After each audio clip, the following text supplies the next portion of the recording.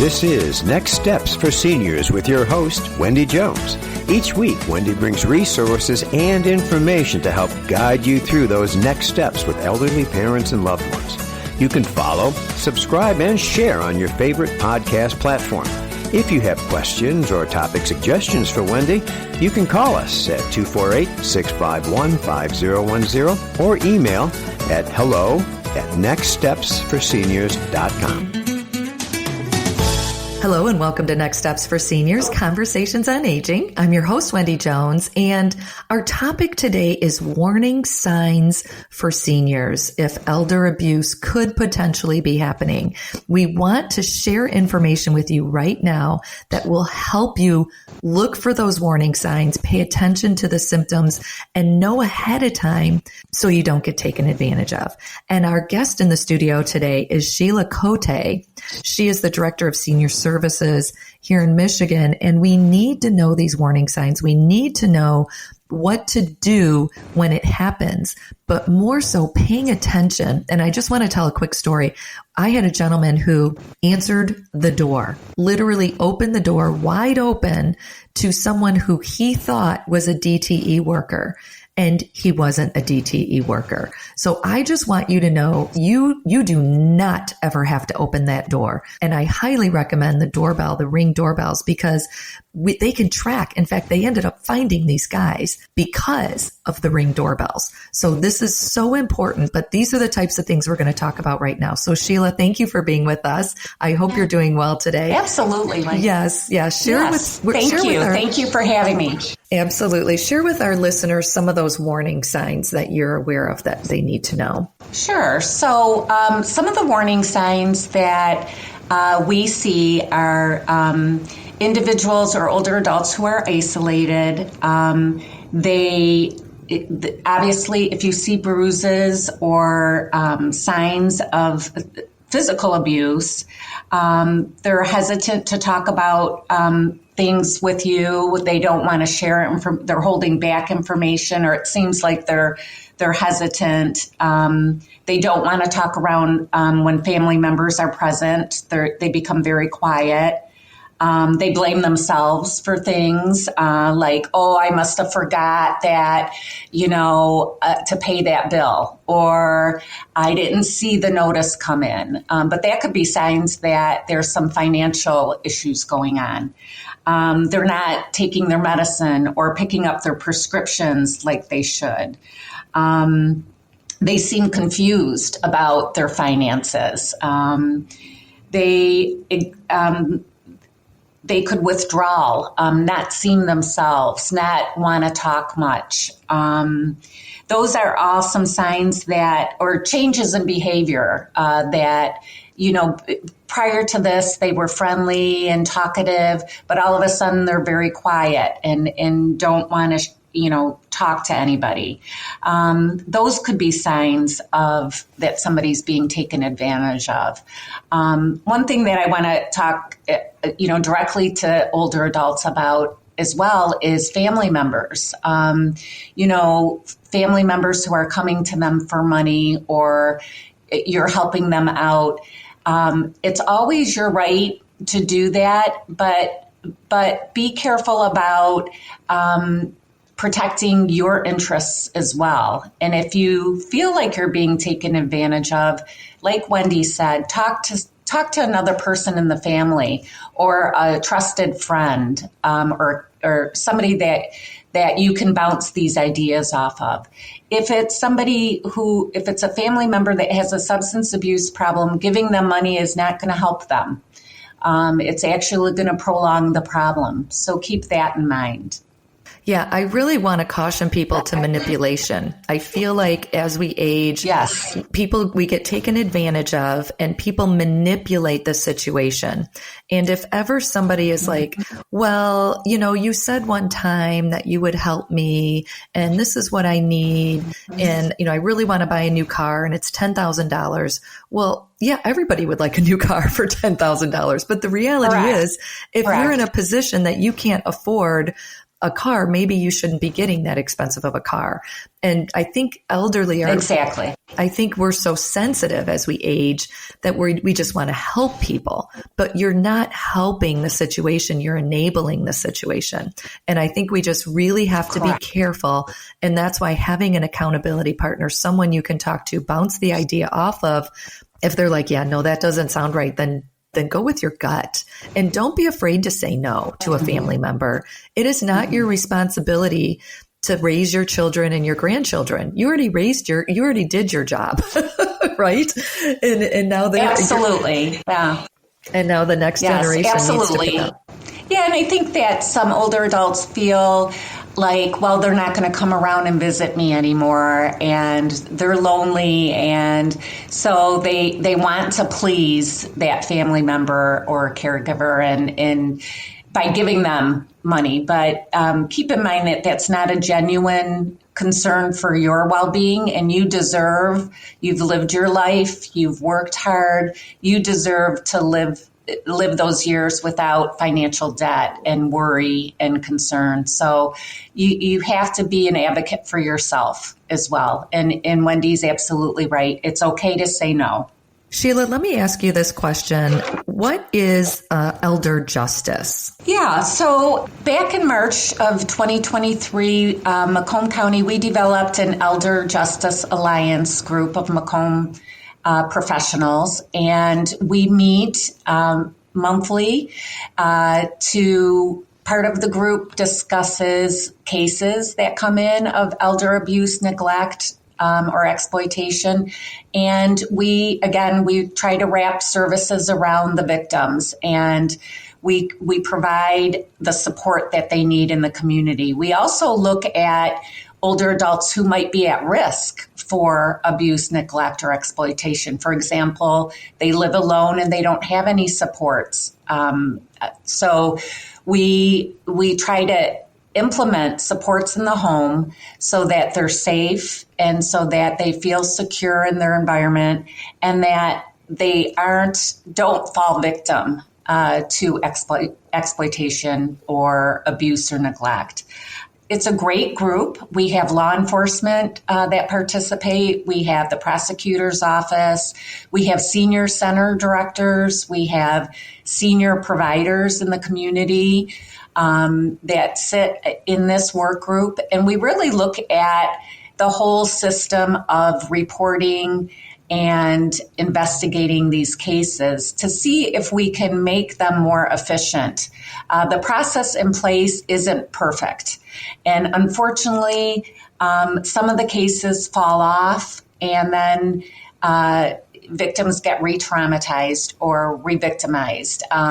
So we're really trying to look at the system as a whole and make sure that we are keeping our seniors safe so that they can age in place and live comfortably and enjoy their families, but are safe in doing so. So that's really what that task force is about. And that task force is what led us to apply for this grant that we received.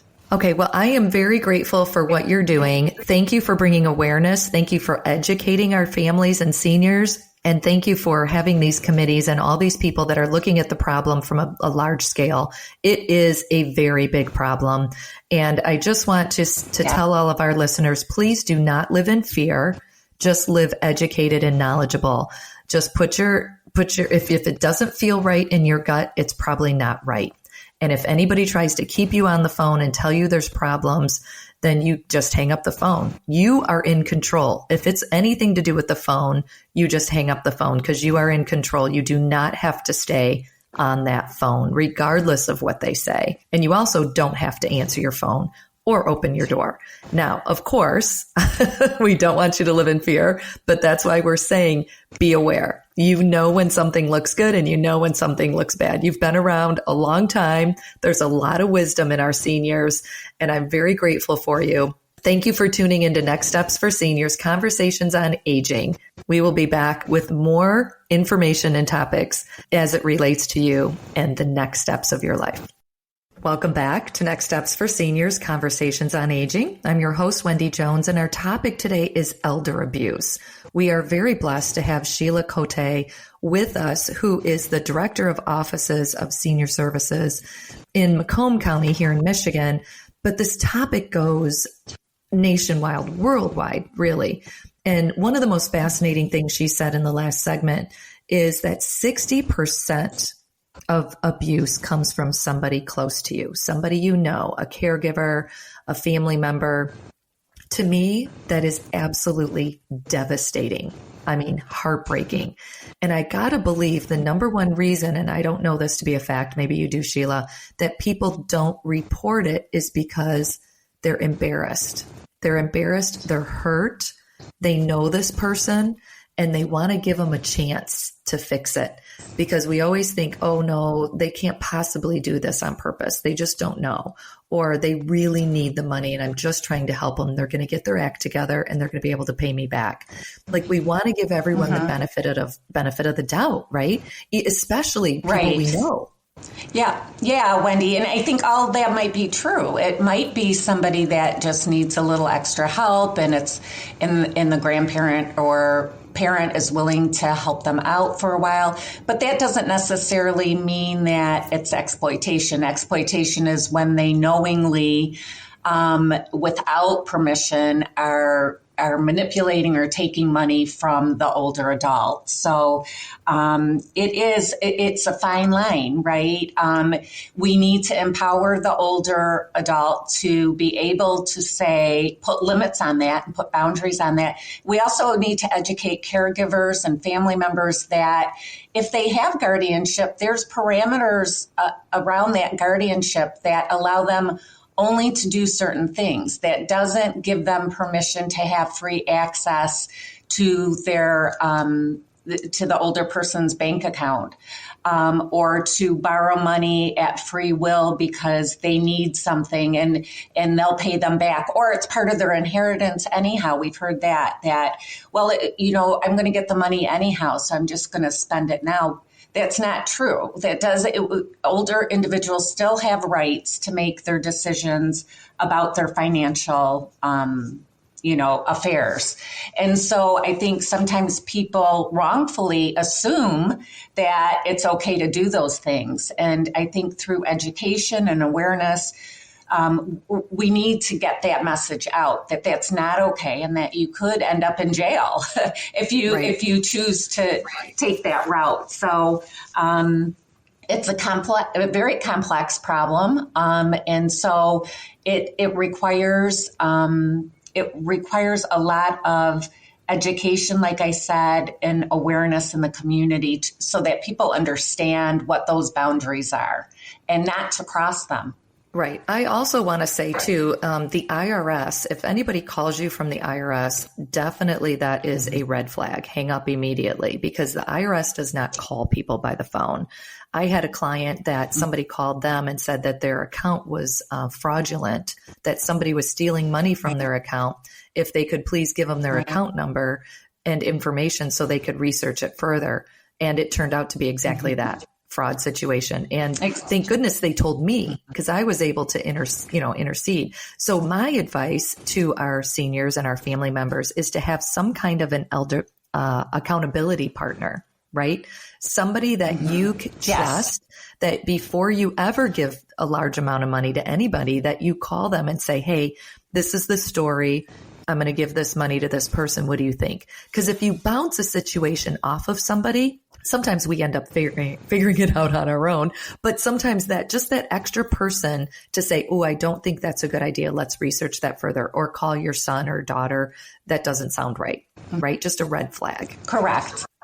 Absolutely. Yeah. I think, call a trusted resource if you don't have family members. There's resources in the community. The Office of Senior Services can answer questions or try to provide information to you if you have questions. There's other senior service organization like Ageways. They'll be able to provide some direction with you. But always, I agree, Wendy, always run it by somebody else. If you have any questions, again, you can always call back. You can always ask for a number to call back or get more information from them and let them know you'll get back to them. Do not feel threatened, or feel that you're in trouble or that you owe money. Whenever you get a call like that, just ask for a number and then tell them you'll call them back. Yeah, exactly. Anytime they want to keep you, anytime they want to, keep you on the phone repeatedly tells me that, oh no, if they won't let you off the phone, then there's a bigger problem. Okay. I want to move into the grant that you received. So you received a grant to support victims of elder abuse. So tell us a little bit about that and what you're doing with those funds. Yeah, absolutely. I'd be happy to. So this is a Department of Justice grant through the Office on Violence Against Women, but it's not specifically to women. This is for older adults. It's Michigan. We were one out of 11 states to receive the grant. So there are other states that have also received this grant. And the goal of the grant really is to develop, build a victim-centered system that responds to abuse, neglect, and exploitation of older adults. It's also to develop a coordinated community response that includes law enforcement, adult protective services, the prosecutor's office, anybody involved in that investigation and that prosecution of these cases, to sit down at the table and really look at these cases that are coming to our attention. Oftentimes what happens is adult protective services will go in, law enforcement will go in, they'll try and gather as much information as they can. Prosecution is very difficult because sometimes it's hard to get enough evidence to follow through with the prosecution, or we don't have enough information, or the senior doesn't want to follow through with prosecution. So it's a very complex system. And by bringing all the right people to the table and addressing the issue from all angles, it gives us a better perspective and it gives us better tools to support victims. And it part of the grant also is education and training. So we'll be going out and training law enforcement throughout our community. We're going to be training other professionals that come into contact with older adults and focusing on recognizing signs of abuse, neglect, or exploitation, and training regarding the reporting process and supporting seniors. So the grant is a 4-year grant. Part of that will be on training. Another part will be on getting a community response team in place. And then about 30% of the grant will focus on services for victims. Good. Because I feel like one of the things that really touches my heart is what happens to someone who is a victim. How do we support them moving forward? Because this could be detrimental to them. And this is a huge concept. I mean, so you guys are actually wrapping your arms around the people that this has happened to and then supporting them, correct? Correct. Yes. So by having everybody there at the table to support the victim, the outcomes are better. It gives that older adult a chance to recover, a chance to get their feet back on the ground, and a chance to implement some safeguards so that they don't get abused, neglected, or exploited again. Unfortunately, a lot of older adults some are lonely, and another scam is sort of these romance scams. They become friends with somebody and they get scammed out of their life savings. So it's really important to get in there quickly and to involve the community so that we're getting more eyes on our older adults in the community. There's more conversations taking place. Neighbors are checking on neighbors. I think that our culture has changed quite a bit. unfortunately, older adults get put in the corner and not a lot of people are checking on them. One of the programs that we run is Meals on Wheels. And I often, this is how we started to explore elder abuse in our community. Is we were finding that we were making more and more reports in our community to Adult Protective Services. And so we started doing some research and investigating and started looking into ways that we could help. Yes, definitely. So listeners, I just want to quickly remind you, 25% of our cases are never reported. Please call the police. Please tell a trusted friend or neighbor, we have got to track this. We have got to stop this problem. And also 60% is from someone you know. So pay attention to the people you know. You're listening to Next Steps for Seniors, Conversations on Aging. Hi, I'm Wendy Jones, host of Next Steps for Seniors, Conversations on Aging podcast. Did you know that over 25 million Americans experience bladder leaks? Incontinence can happen to anyone at any time. And when it does, incontinence products are a necessity. But it can cost hundreds of dollars per month to purchase these products, which is why we're partnering with Airflow Urology to help you. Airflow Urology provides medical-grade incontinence care essentials like adult briefs, male guards, catheters, and more for free through your insurance. With Airflow, your favorite bladder control supplies are sent right to your doorstep with discreet monthly deliveries. Customers have reported close to $200 a month in savings with Airflow Urology, and over 2 million people have trusted Airflow. You can verify your insurance benefits by going on and filling out a quick 2-minute form. Check your eligibility. Visit airflowurology.com. That's AEROFLOW urology.com.